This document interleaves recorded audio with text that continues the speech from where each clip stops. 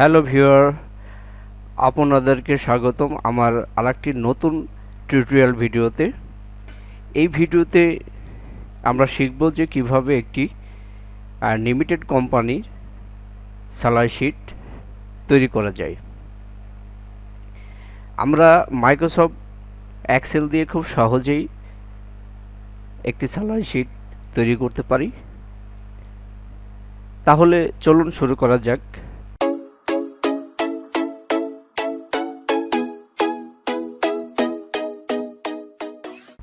Microsoft Excel দিয়ে limited কোম্পানির একটি স্যালারি শিট।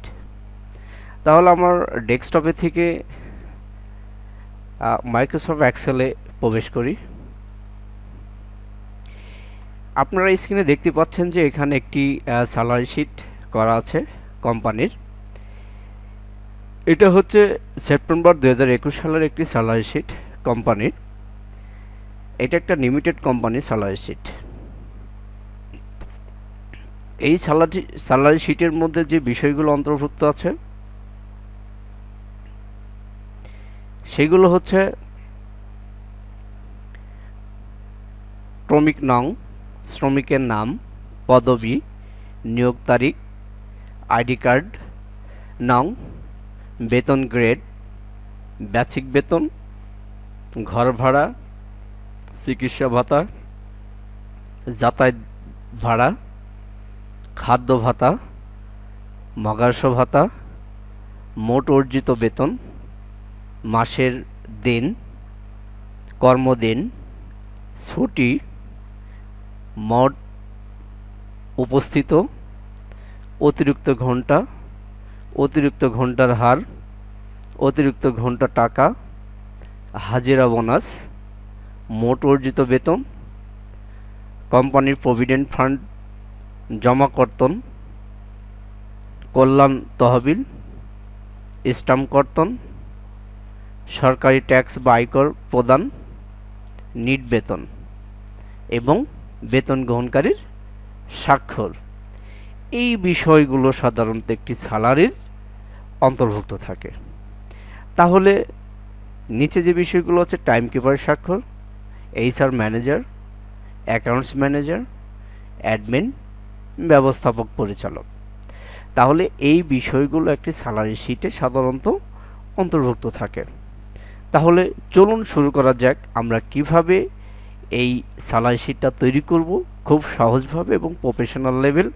এটা একটি কোম্পানির জেনুইন একটি স্যালারি শিট। এই স্যালারি শিটের মাধ্যমে আমরা সাধারণত শ্রমিকদের বেতন বা মজুরি প্রদান করে থাকি।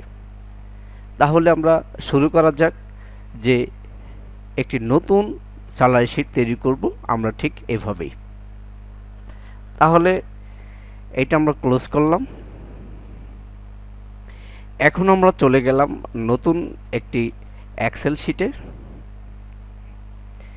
এখানে দেখতে পাচ্ছেন সম্পূর্ণ একটি ব্ল্যাঙ্ক শিট, এক্সেল শিট। এখন আমরা এটাকে কি করে নিব, মাপ নিয়ে নিব। আমরা আগে প্রথমে পেজ সেটআপ করে নিব। আমরা ন্যারোতে যাব, যাওয়ার পরে এটাকে আমরা ল্যান্ডস্কেপ করে দেব। এরপরে আমরা সাইজ যাব লিগ্যাল সাইজ। আমরা যাব লিগ্যাল সাইজে যাব। লিগ্যাল সাইজের পেজ দিয়ে সাধারণত স্যালারি শিটটা প্রিন্ট করা হয়।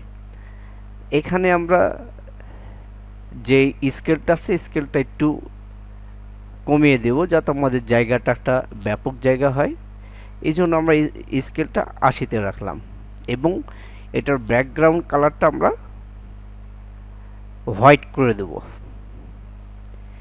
এখানে থেকে আমরা হোমে থেকে আমরা কালার দেখতে পাচ্ছি ফিল কালার, আমরা ফিল কালারটা হোয়াইট করে দিলাম। তাহলে আমার পেজটা হোয়াইট হয়ে গেল। এবং এখানে আমরা ভিউতে যাব। ভিউতে যাওয়ার পর আমরা পেজ ব্রেকডাউনে যাব। তাহলে দেখা যাচ্ছে যে আমার একটা পেজ আসছে। আমরা এখানে একটু জুম করে নেব।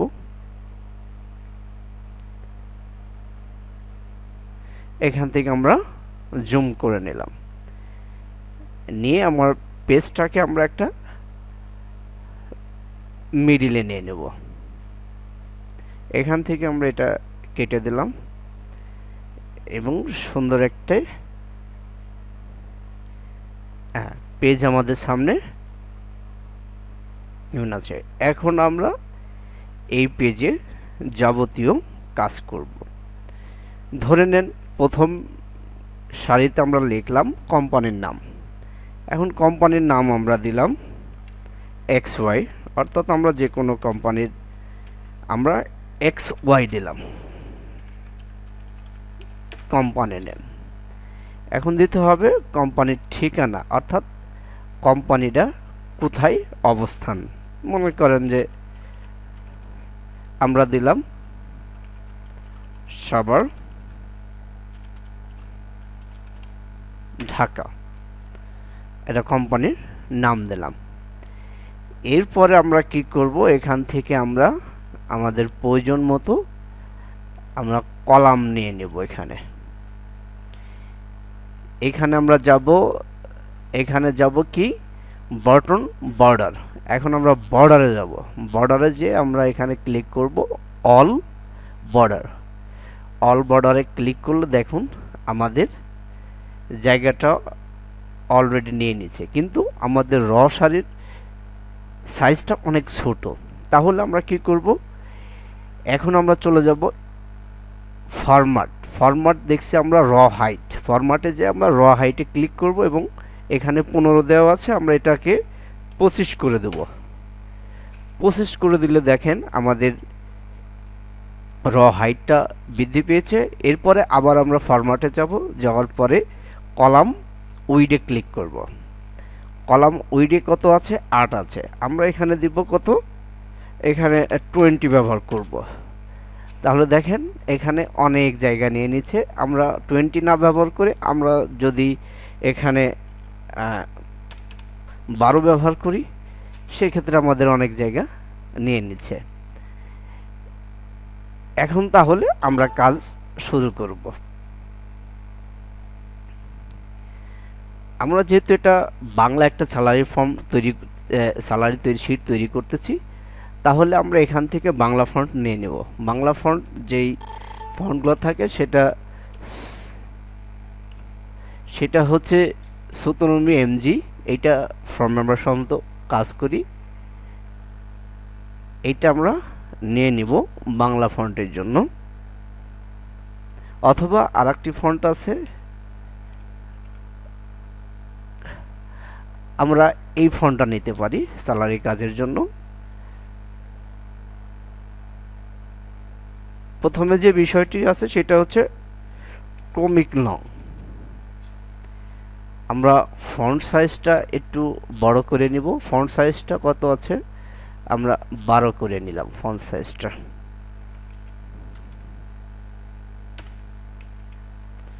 এখানে আছে ক্রমিক নং। আমাদের প্রথম যেই ডাটা থাকবে সেটা হচ্ছে ক্রমিক নং।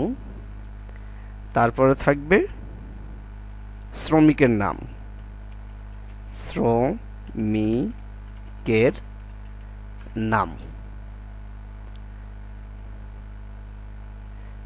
শ্রমিকের নাম। আমরা এই জায়গাটা একটু বড় রাখবো, যেহেতু শ্রমিকের নামটা অনেক বড় জায়গার প্রয়োজন হয়। এরপরে থাকবে পদবি, অর্থাৎ পদমর্যাদা বা পদবি আছে শ্রমিকের, সেই পদবি। এরপরে যে বিষয়টা নেব সেটা হচ্ছে নিয়োগ তারিখ। নিয়োগ তারিখ। এরপর আছে কি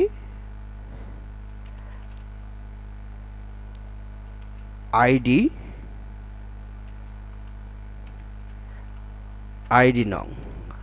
নং নিলাম। তারপর আছে বেতন গ্রেড,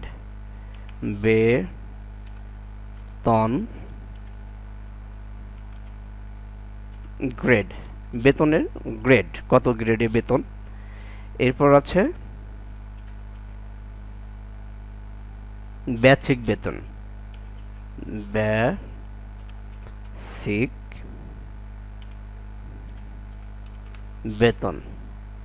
বেসিক বেতন। তারপর আছে ঘর ভাড়া, ঘর ভাড়া, ঘর ভাড়া। তারপরে চিকিৎসা,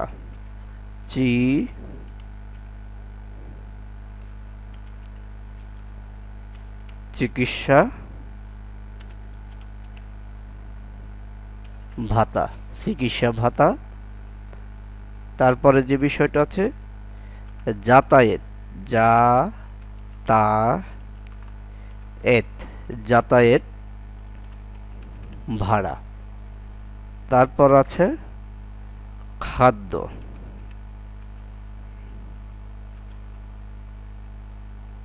তারপর আছে খাদ্য ভাতা।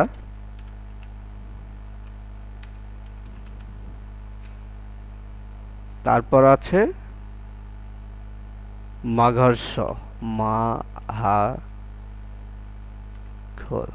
মাঘর্ষ ভাতা।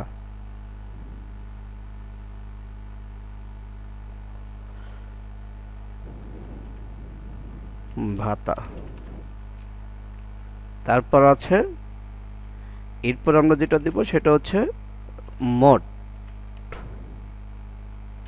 অর্জিত,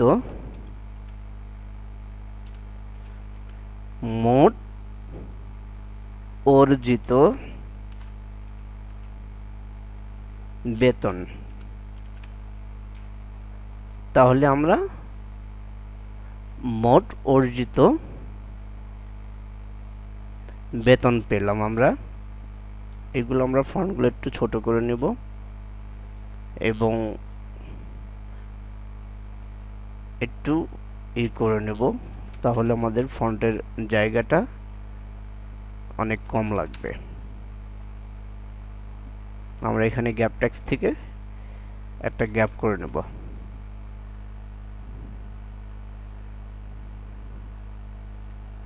গ্যাপ টেক্সট থেকে আমরা এটা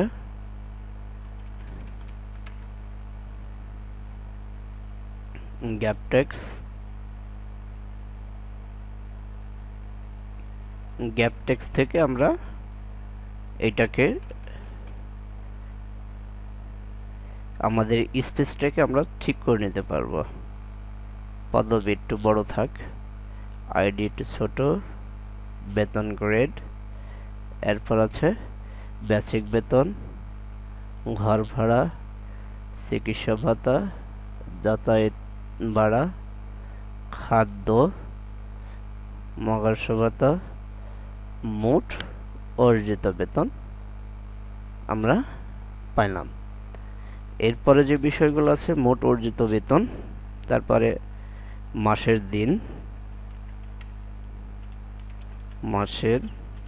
দিন,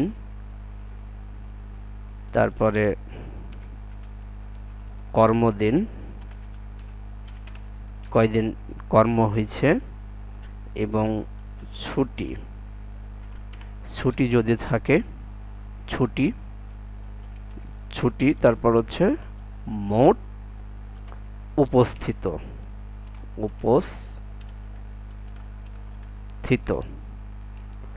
তাহলে মোট উপস্থিতি। এটা আমরা একটু জায়গাটা একটু ছোট করে নিই।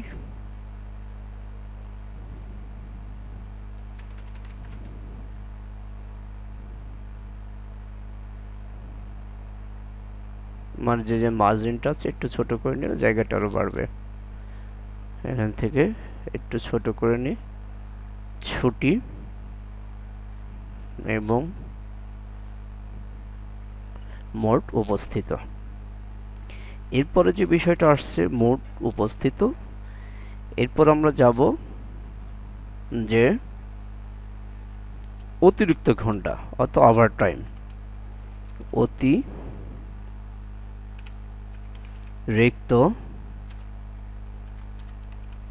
ঘন্টা,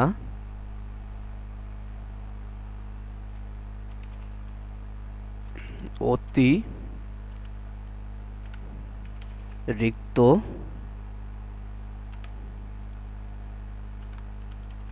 ঘন্টার হার, অর্থাৎ প্রতি ঘন্টার কত টাকা বা কত মূল্য, এই বিষয়টা আমরা এখানে করি। এরপর আমরা গ্যাপ টেক্সট থেকে একটু ছোট করে নেব জায়গাটা, যেহেতু আমার শীটটা অনেক একটি বড় শীট। এরপর আছে কি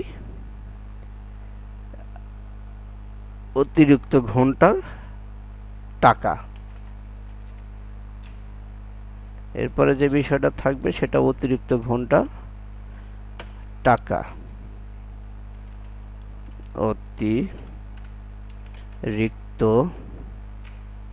অতিরিক্ত ঘন্টার টাকা, অর্থ কত টাকা অতিরিক্ত ঘন্টার কত টাকা, সেই অতিরিক্ত ঘন্টা ওভারটাইম করে টাকা পাইছে সেটার টাকা এটা। এরপরে যে বিষয়টা আছে সেটা হচ্ছে হাজিরা বোনাস।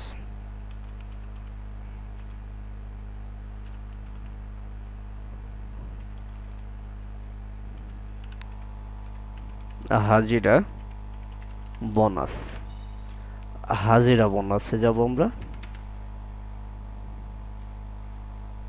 অর্থাৎ যদি কোনো শ্রমিক নির্ধারিত টাইমে অফিসে উপস্থিত থাকেন এবং প্রতিদিন যে সময় মেনটেন করেন, তাকে কোম্পানি একটি হাজিরা বোনাস প্রদান করে। এটা হচ্ছে সেই হাজিরা বোনাস, অর্থাৎ এটা কোম্পানির নিয়ম এবং রুলসের মধ্যে থাকে সে কত টাকা পাবে। তাহলে এইটা তার, এরপর আমরা পাবো যে মোট অর্জিত বেতন। মোট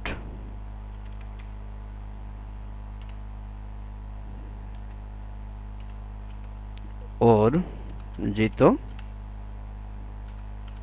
বেতন। তাহলে আমরা কি পেলাম এখান থেকে? একটা মোট অর্জিত বেতন পেলাম, সে কত টাকা বেতন অর্জন করছে, এটা হচ্ছে মোট অর্জিত বেতন। এরপরে আমরা এখান থেকে, যেহেতু আমাদের জায়গা শর্ট, আরও আমরা করার জন্য আমরা ইনসার্ট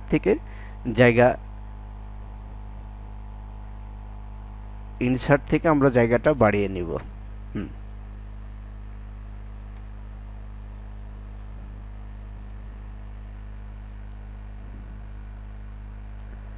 আমাদের লিগ্যাল সাইজ আছে, আমরা লিগ্যাল সাইজের পেজ দিয়ে কাজ করব।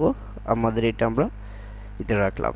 এখন যে বিষয়টা আসবে সেটা হচ্ছে যে কোম্পানির কিছু কর্তব্য বিষয় আছে, সেটা হচ্ছে যেমন প্রভিডেন্ট ফান্ডের জমা থাকে যে টাকাটা,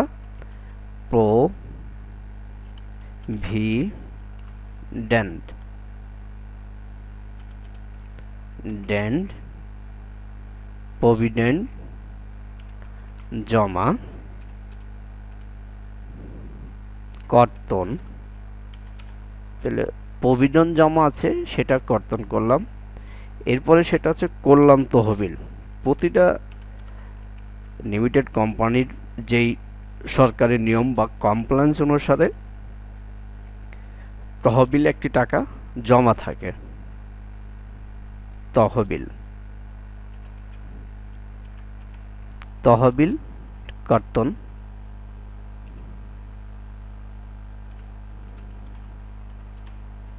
কর্তন।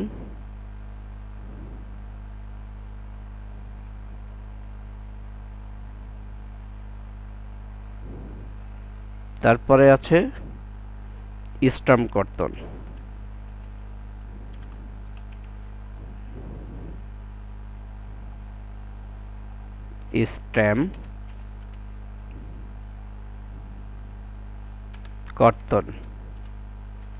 অর্থাৎ স্ট্যাম্পের সরকারি নিয়ম অনুসারে স্ট্যাম্পের টাকাটা এখান থেকে কর্তন করে নেওয়া হয়। স্ট্যাম্প সাধারণত 10 টাকা একটা স্ট্যাম্পের দাম। এই টাকাটা এখান থেকে তহবিল থেকে কর্তন করা হয়।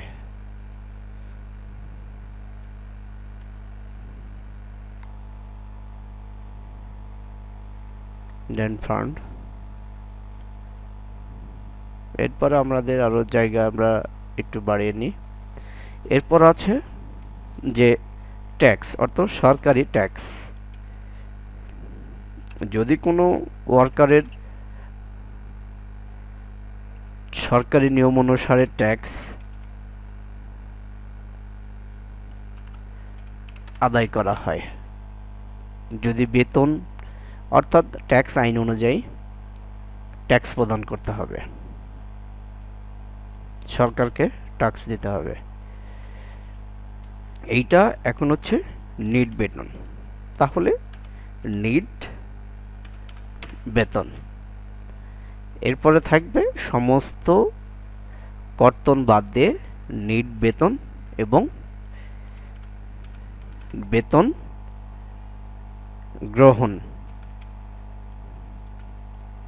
গ্রহণকারীর স্বাক্ষর।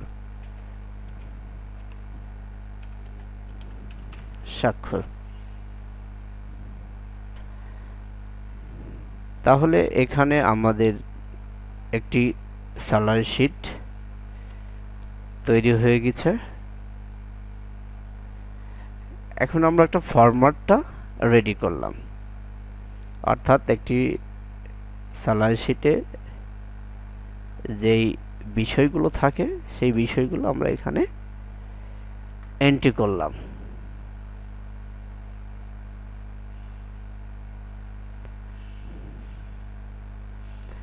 করলাম। এখন আমরা কিভাবে স্যালারি শিটগুলো, অর্থাৎ এইটা আমরা পোস্টিং দেব এবং ডাটা এন্ট্রি করব। তারপর আমরা এখানে একটা মাসের নাম দিয়ে দিই, এটা কোন মাসের স্যালারি, ধরুন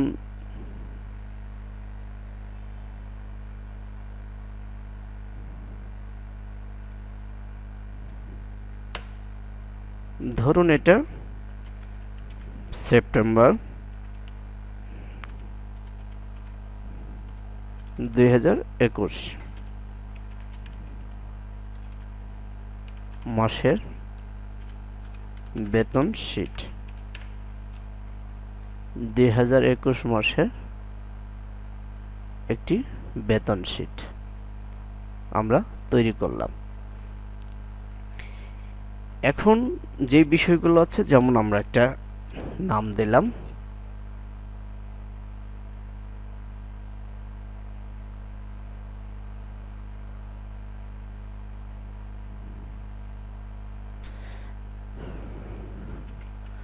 মোহাম্মদ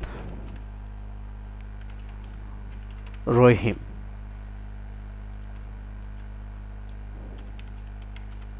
সাহেব, পদবী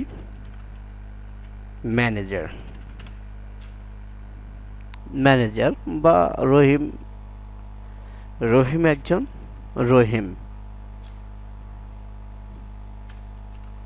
রহিম শেখ একজন অপারেটর,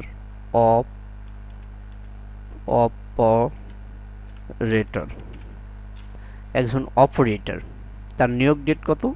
নিয়োগ ডেট আমরা ধরলাম 25/9, না আমার নিয়োগ দিন ধরলাম 25/8/21 ধরলাম তার নিয়োগ ডেট। আইডি কার্ড নাম্বার, একটা আইডি কার্ড নাম্বার বসাই দিলাম যে এই আইডি নাম্বার। তার গ্রেড কত ধরলাম? গ্রেড সরকারিতে 10 গ্রেড ধরলাম। তার বেতন কত? বেতন বেসিক বেতন 8,000 টাকা বা 7,000 টাকা তার বেসিক বেতন। এখন 7,000 টাকার পরে আমরা কি করব? ঘর ভাড়া সরকার নিয়ম অনুসারে মূল বেতনের 40% পাবে ঘর ভাড়া। তাহলে ইনটু 40%, আমরা যদি 40% দিই 2800 টাকা তার আসে ঘর ভাড়া। এরপর আছে যে চিকিৎসা ভাতা। আমরা জানি যে মূল বেতনের 5% চিকিৎসা ভাতা ইন্টু 5%। এরপরে আমরা যে বিষয়টা থাকবে সেটা হচ্ছে যাতায়াত ভাড়া, অর্থাৎ যাতায়াত ভাড়া কত পার্সেন্ট? 10%। মূল বেতনের 10% ইন্টু 10%, তাহলে 10%। খাদ্য থাকবে, খাদ্য ভাতা কত থাকবে? খাদ্য ভাতা 7%। তাহলে মূল বেতন 7,000, তার সাথে আমরা 7% করব, 7% নিব। তাহলে 7% নিলে বেতন হচ্ছে কত? তাহলে হচ্ছে সে খাদ্য ভাতা পাইছে কত? 490 টাকা খাদ্য ভাতা। এরপর আছে কি? মহাকর্ষ ভাতা। এই মহাকর্ষ ভাতা মূল বেতনের 20% ইন্টু 20%, তাহলে তার মোট অর্জিত, আমরা এখন স্যালারির মূল বেতনের সাথে আনুষঙ্গিক এইগুলো কোম্পানির যোগ করে দেব। আচ্ছা,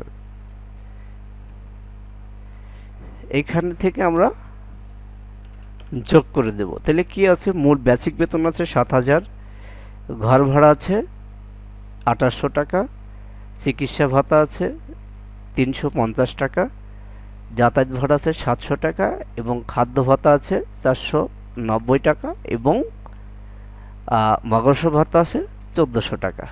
তাহলে এই টোটাল আমরা যোগ করে দিলাম। আমরা যোগ করার নিয়ম সিস্টেম একটাই, সেটা হচ্ছে যে ইকুয়াল দিতে হবে, ইকুয়ালের পরে ফার্স্ট ব্র্যাকেট থেকে আমাদের যেই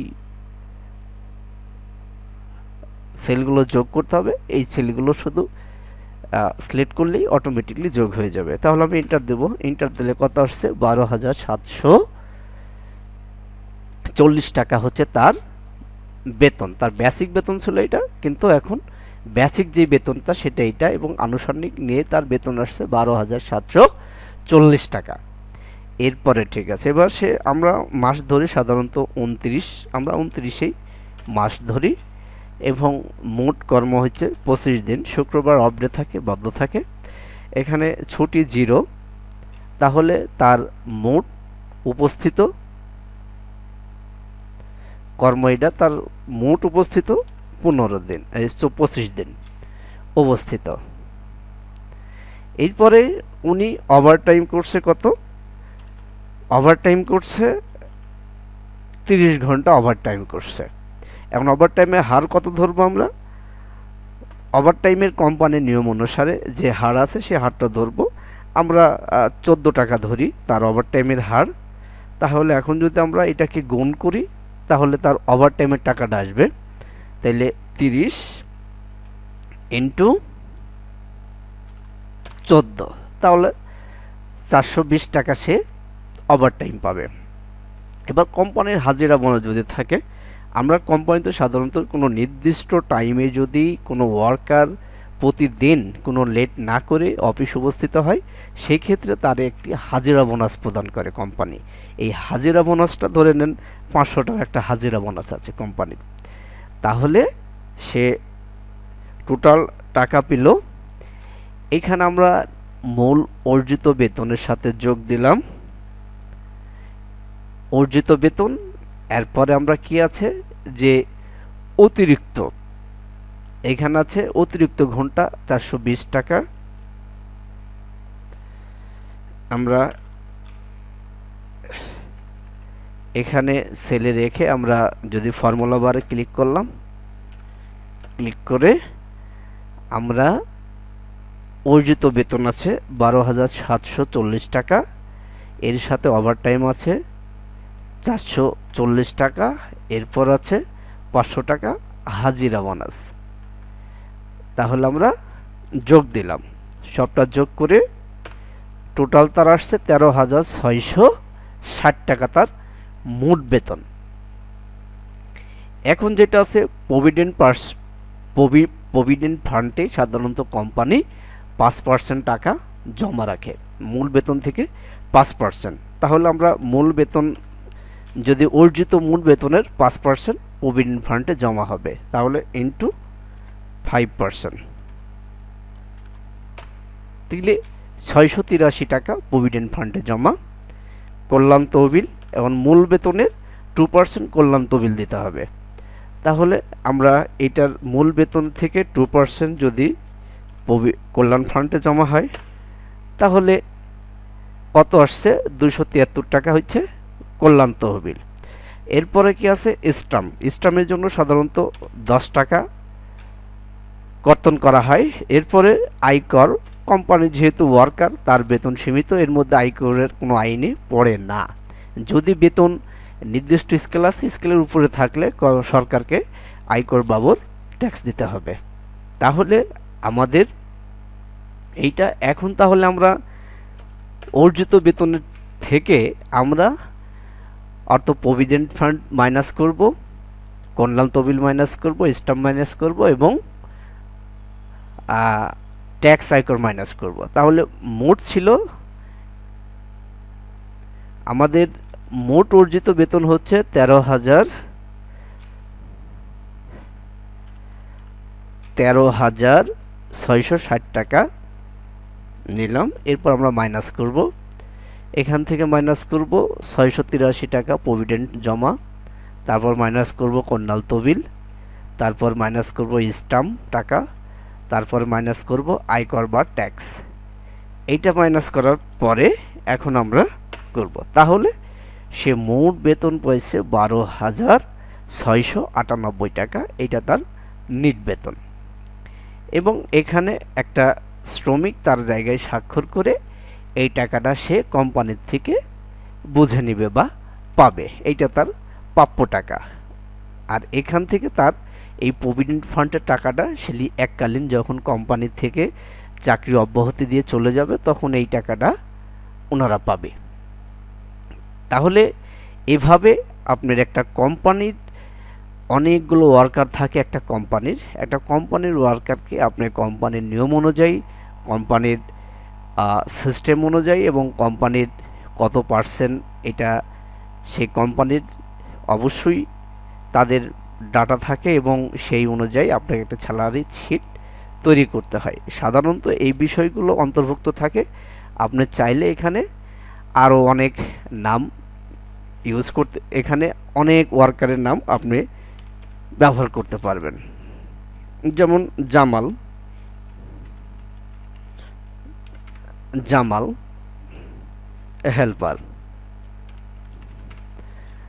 হেল্পার, তার যোগদান তারিখ 26/8/21 তারিখে, আইডি নম্বর 5142, গ্রেড 8 গ্রেডে বাই একটা বেসিক বেতন যেটা কোম্পানির নিয়ম আছে সেই অনুযায়ী ধরবে 5,000 টাকা তার বেসিক বেতন।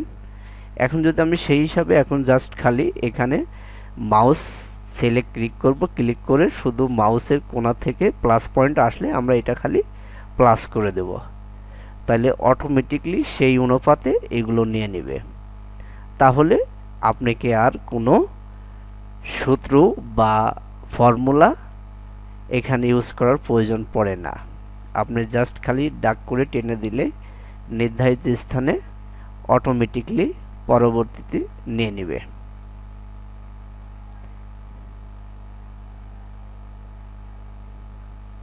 শুধু জাস্ট প্লাস করে ডাক করে নিচে টেনে দিলেই হয়ে যাবে।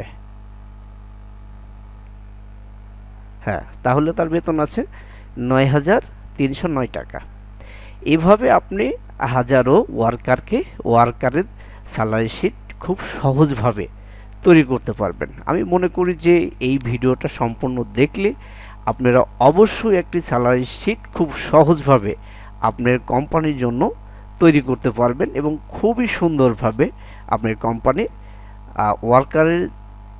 ওয়ার্কারকে সুন্দরভাবে ম্যানেজ করতে পারবেন। তাহলে এটাই ছিল এই ভিডিওর মূল বিষয়বস্তু। আশা করি আমি আপনাদেরকে একটি কোম্পানির স্যালারি শিট কিভাবে তৈরি করবেন তা বোঝাতে সক্ষম হয়েছি। আপনারা চাইলেই আমার ভিডিও দেখে দেখে আপনারা এই স্যালারি শিটগুলো খুব সহজভাবেই তৈরি করতে পারবেন। এবং একটি যারা গার্মেন্টসে ভাবছেন যে কোনো কমপ্লায়েন্সে বা কোনো এইচআর ডিপার্টমেন্টে চাকরির জন্য অ্যাপ্লাই করবেন, তাহলে আপনাকে অবশ্যই এই স্যালারি শিট সম্পর্কে ভালো ধারণা থাকতে হবে এবং ওয়ার্কারকে অত টাইম শিট, স্যালারি শিট এবং নিয়োগকর্তার যেই রিকোয়ারমেন্টগুলো থাকে বা তাদের কোম্পানির যে নিয়ম শৃঙ্খলা আছে সেই অনুযায়ী আপনাকে কাজ করতে হবে। আসলে ভিউয়ার্স, এটাই ছিল এই ভিডিওর মূল বিষয়বস্তু। আসলে আমি এবং আমার চ্যানেলটি অবশ্যই আপনি সাবস্ক্রাইব করবেন এবং পাশে থাকা বেল আইকনটি ক্লিক করবেন, যাতে আমি নতুন নতুন ভিডিও আপনাদের মাঝে শেয়ার করতে পারি এবং যাতে আপনারা খুব সহজেই এই ভিডিও দেখে এক্সেল এর কাজ শিখতে পারেন এবং নিজের ক্যারিয়ার করতে পারেন। তাহলে সকলে ভালো থাকবেন, সুন্দর থাকবেন। আমি এখানে শেষ করছি। আল্লাহ হাফেজ।